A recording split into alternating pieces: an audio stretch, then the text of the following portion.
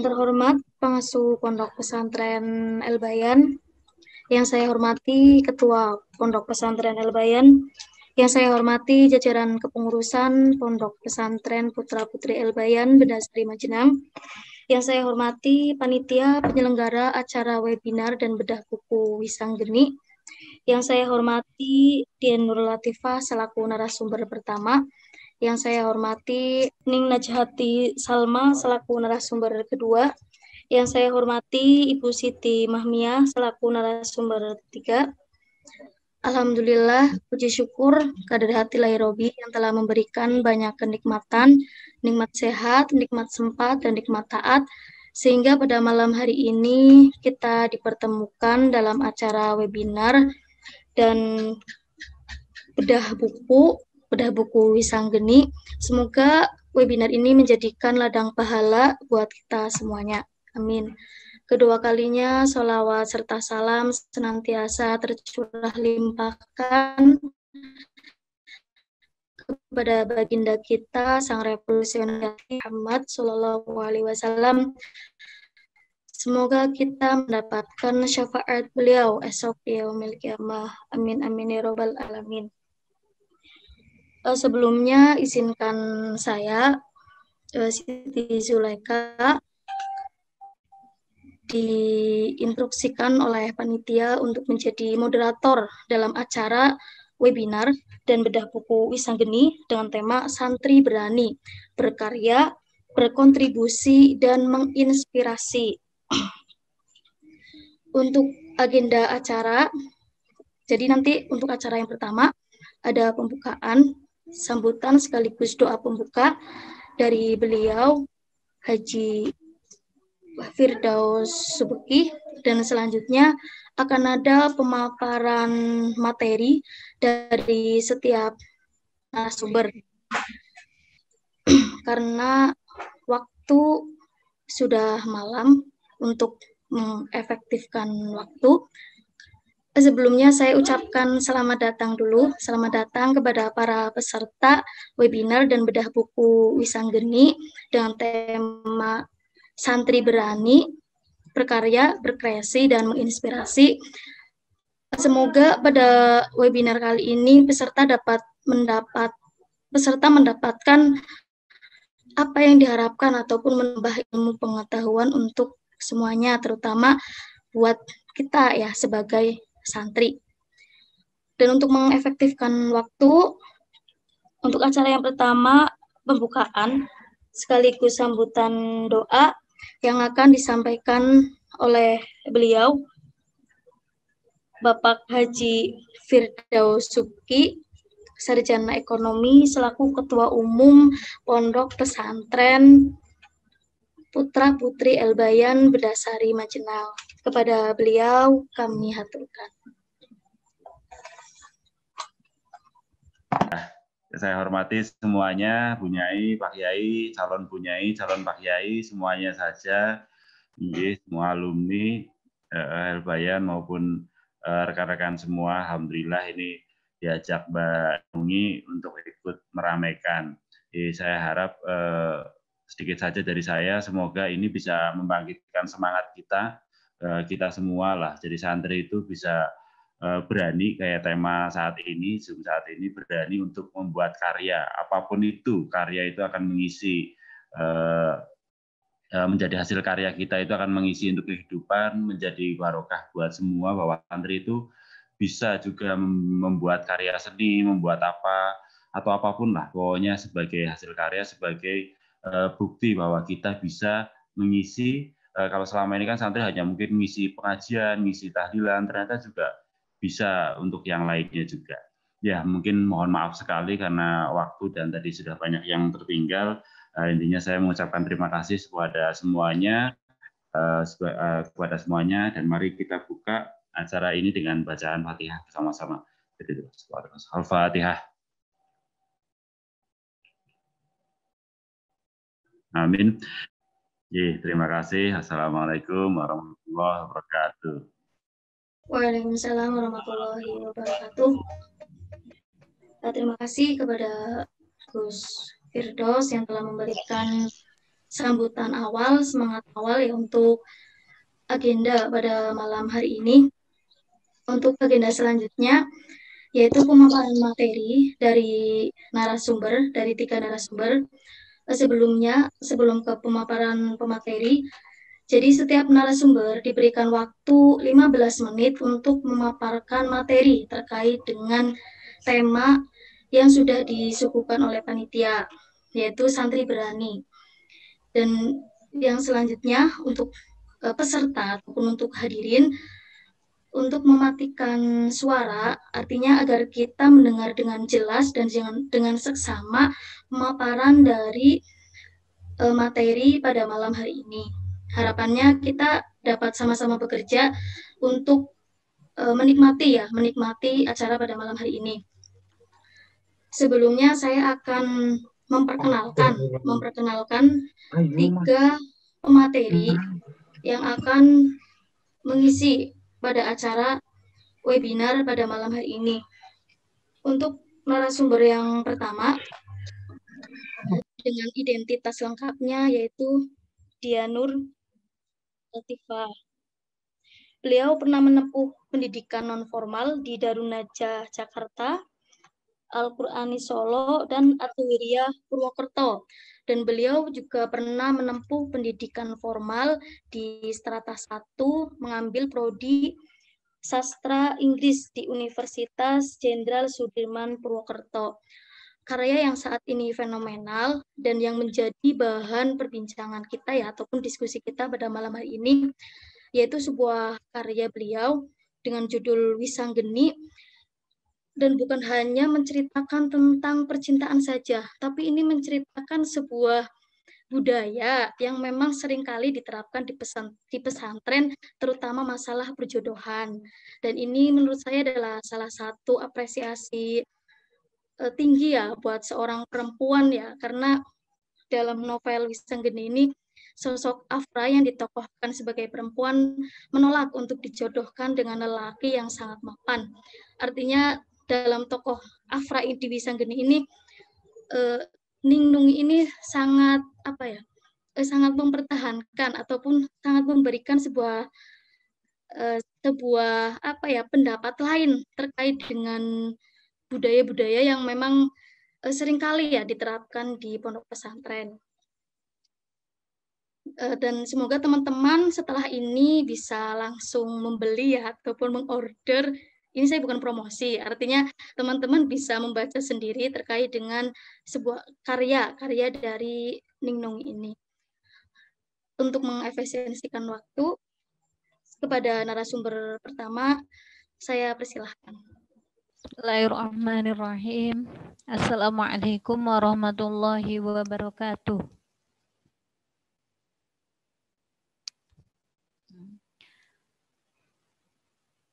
Bismillahirrahmanirrahim. Allahumma sholli ala sayyidina Muhammad wa ala ali sayyidina Muhammad. Wassallam radhiyallahu anhu sahabat Rasulillah ajma'in. Langsung mawon.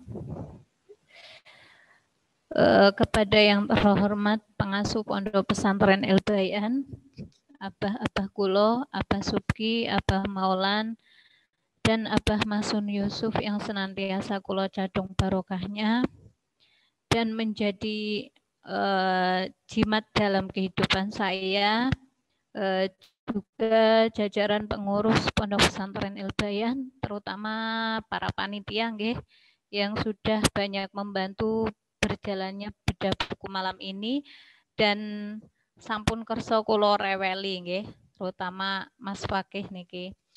Terus kepada yang terhormat Gus Firdaus Subki selaku Ketua PON PES El-Bayan yang telah mengizinkan dan mengapresiasi bincang buku malam ini. Kepada seluruh teman santri di Pondok Pesantren El-Bayan, baik putra maupun putri, dan seluruh alumni dari Pondok El-Bayan maupun dari berbagai pesantren di seluruh Indonesia.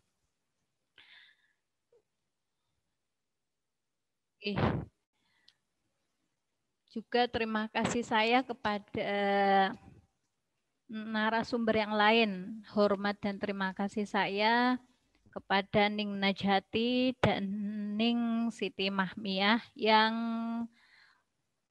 malam ini juga kerso hadir untuk memberikan pemaparan, membedah buku saya. Juga saya minta nanti memberi banyak inspirasi untuk teman-teman. Siapa yang tidak tahu Ning Hati nggih? Ning Najhati. Assalamualaikum Ning.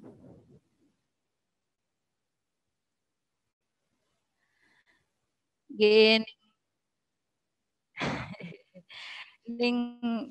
Ning Najhati niki bener-bener humble sekali nggih.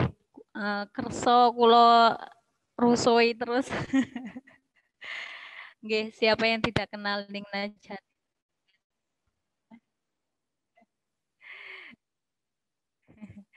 Nggih, siapa yang tidak tahu Ning Hati dengan dua baristanya nggih, yang sudah ribuan eksemplar hadir menemani pembaca.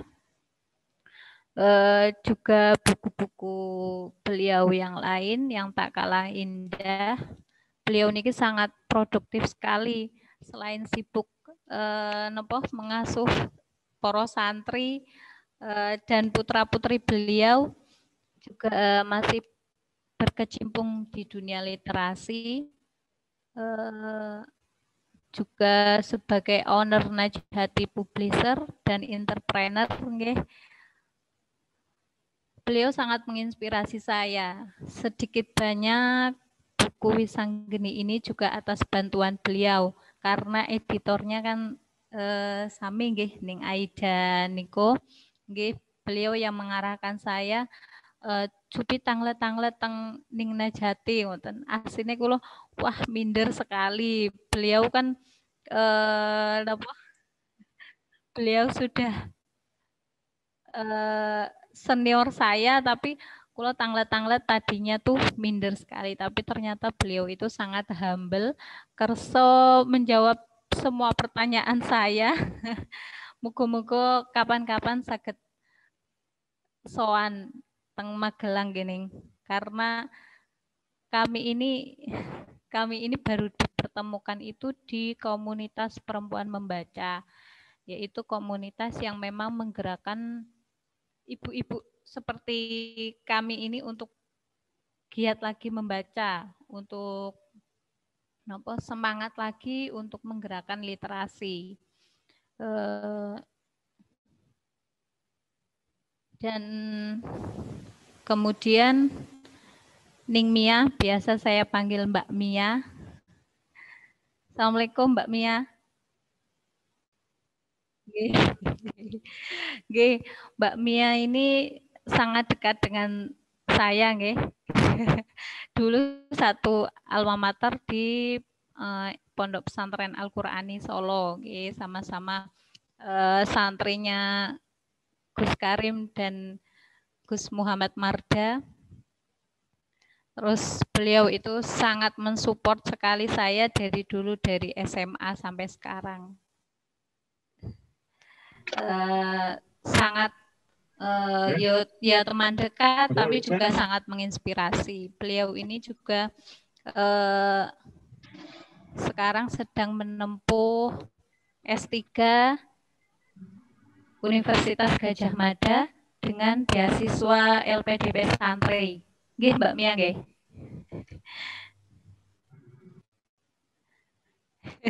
Dan beliau niku juga sangat humble sekali, punya banyak santri, suami istri hafidh-hafidhoh semua, tapi sangat sederhana dan selalu support sahabat-sahabatnya termasuk saya. Beliau juga selain di akademisi juga entrepreneur.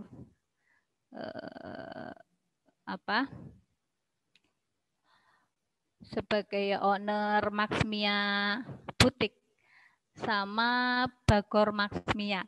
Beliau ini sudah Hafidho sudah calon doktor nggih, dosen tapi masih jualan brambang. Kulo niku jan Mbak Mia itu pokoknya sangat sederhana. Beliau sangat menginspirasi lah, dua narasumber yang lain itu sangat menginspirasi bagi saya karena beliau semua sangat sangat hebat, punya santri, punya putra-putri yang diasuh, tapi juga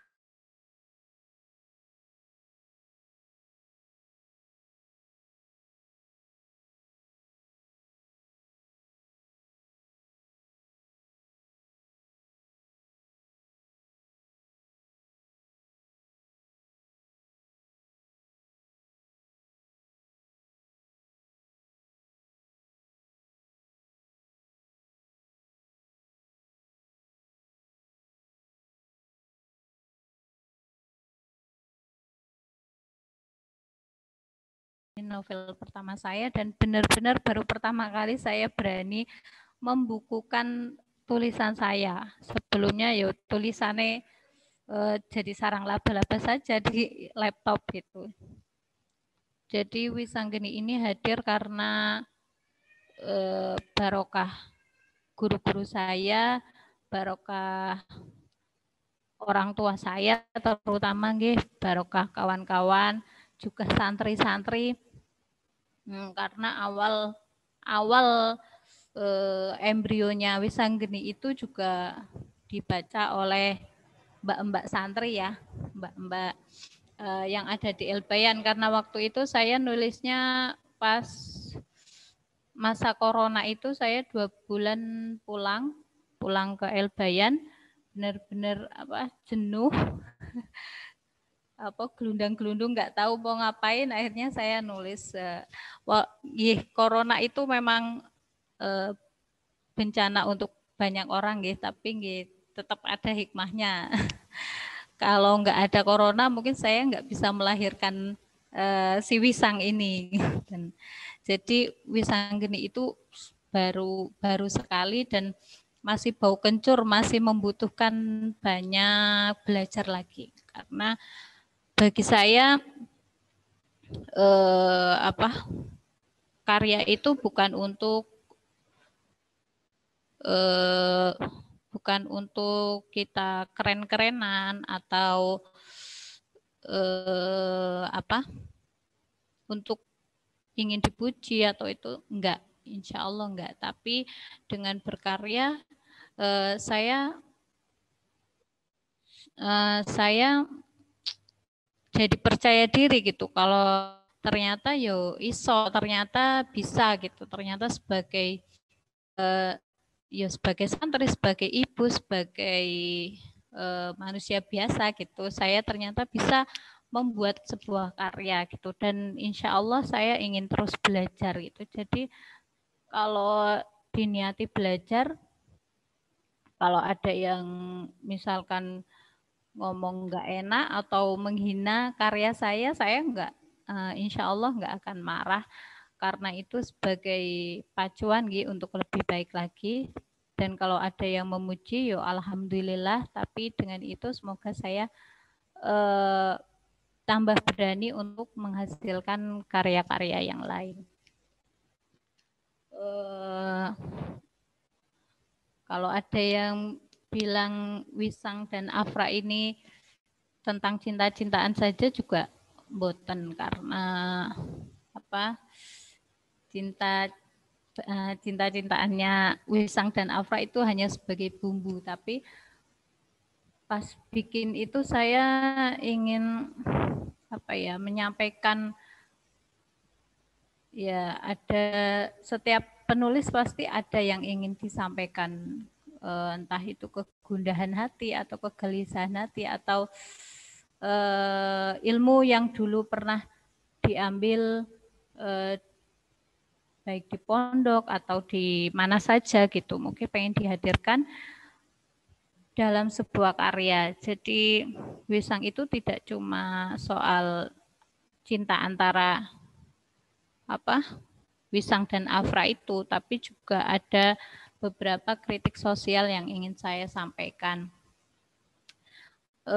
dalam wisang itu pertama dalam wisang itu nggih, bagaimana seorang santri itu walaupun sudah tidak bisa nyantri karena mungkin masalah kendala biaya atau apapun, atau mungkin sudah harus pulang ke rumah, tapi dia harus bisa membawa dirinya sebagai santri. Jadi saklawase santri.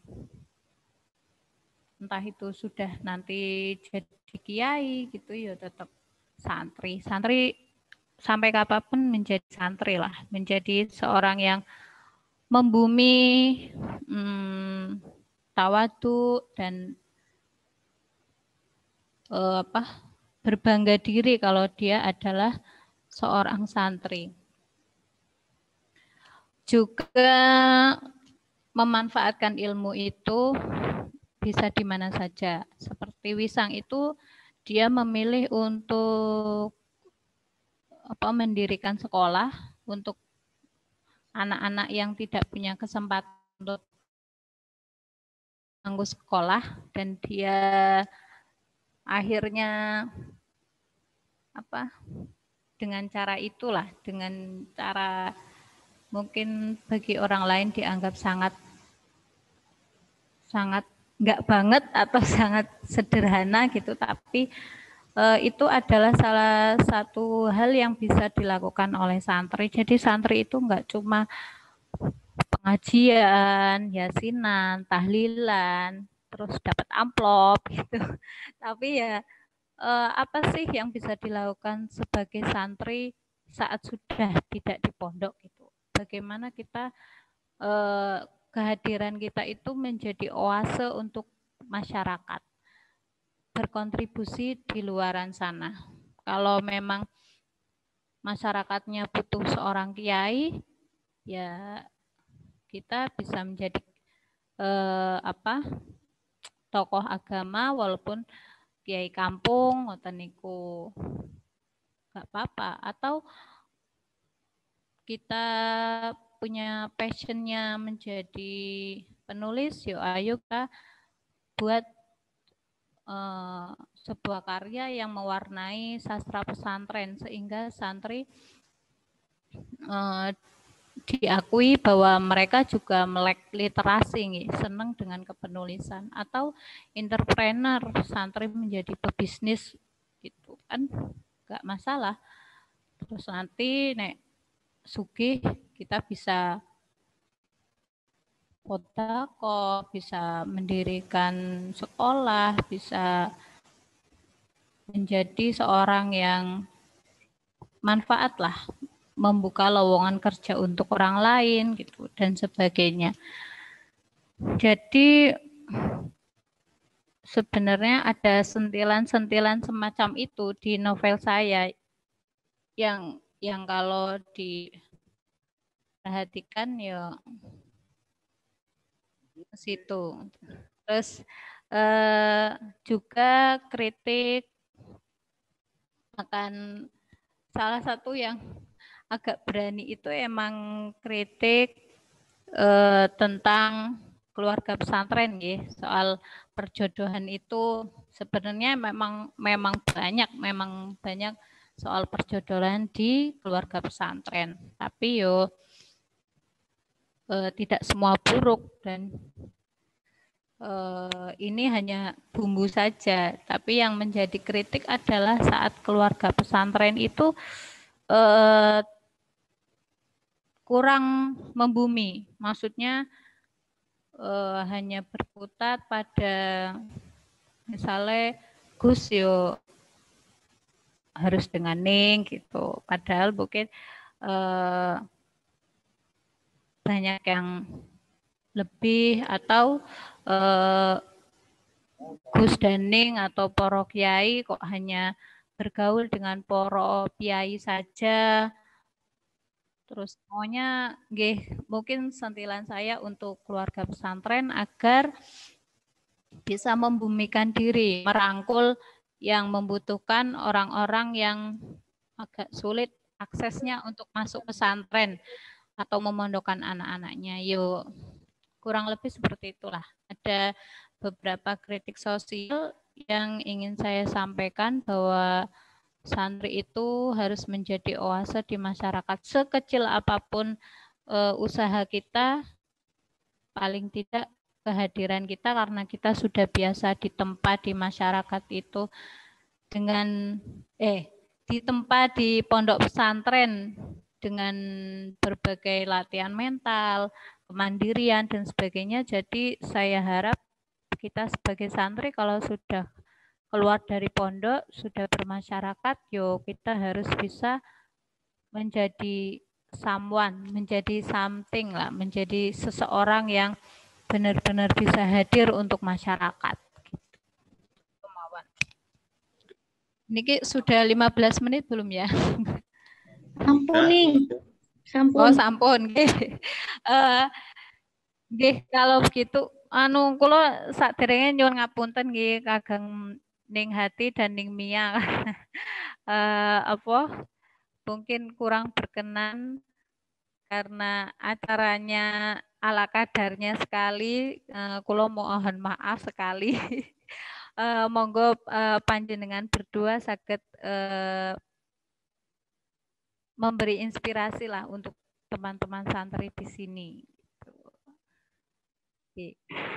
Selanjutnya nanti di sesi diskusi mawon nggih. Monggo Mbak Zulaika untuk narsum berikutnya.